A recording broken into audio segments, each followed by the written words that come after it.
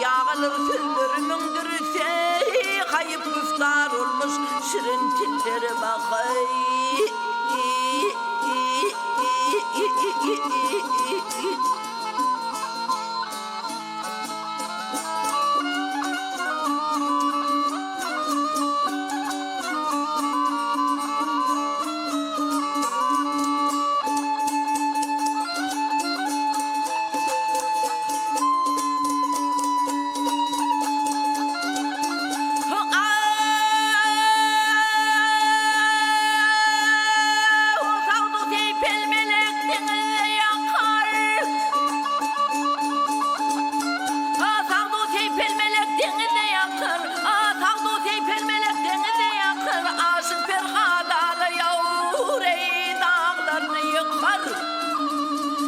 Leyli deyip Mecnun çöllere çıkarılan oğlum solun yâre giden çölüne.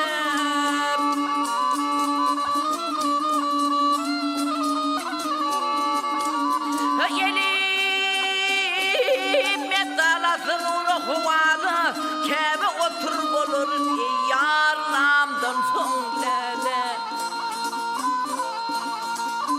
Mehtacıdır ismin gelir kemale katip yazıp kalem alıp kolunu bakay.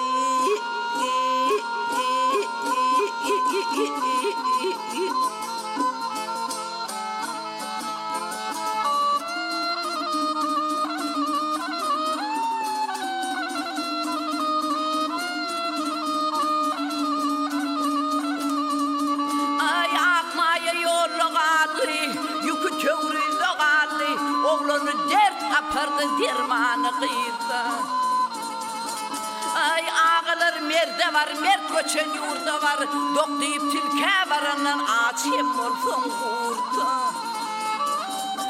Ay aşık çeker nalani yadı salır leleni, yerde beşer gökte uçur Kudayımın halanı, kamdan kara çıdır kallın halanı, kirpiğin ok kaşların yay dek.